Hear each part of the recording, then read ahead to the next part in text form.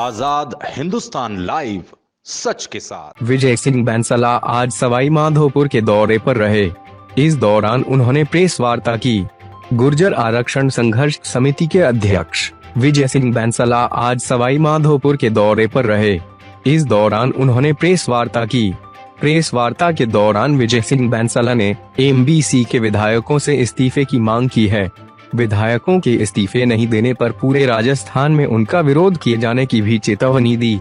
Sawai Madhopur circuit house road पर आयोजित press वार्ता में विजय सिंह बैंसला ने कहा कि सरकार की ओर से गुर्जर समाज के 231 कैंडिडेट्स को रीट भर्ती में सिलेक्शन होने के बाद भी नियुक्ति नहीं दी जा रही है, जिसके चलते उनकी ओर से हाई कोर्ट में रीट दायर की थी, जिसे कोर्ट ने स्वीकार भी कर लिया है।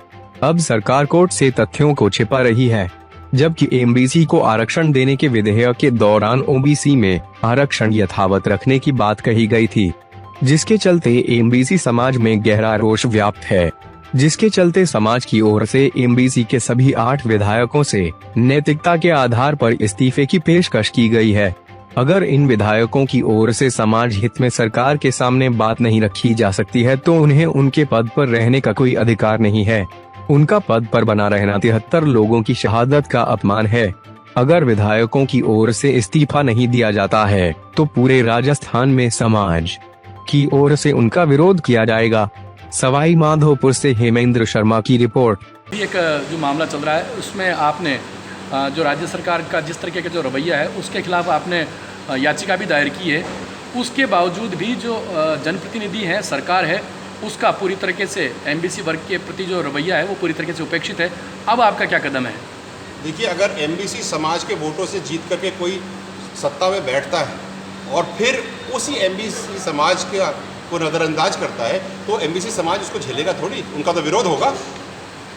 केवल यही नहीं, इसके अलावा जो 372 के जो साइन करे इन लोगों ने उसको अमल नहीं कर रहे। जो समझौते करे थे 2019 में, 2020 में, उनका अमल नहीं कर रहे।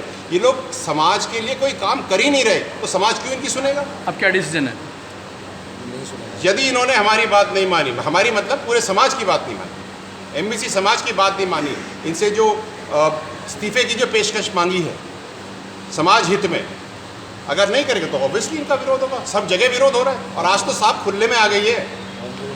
कब तक आप अपनी ओढ़नी से अपने चरित्र को छुपाओगे? चरित्र अब सामने आ गया।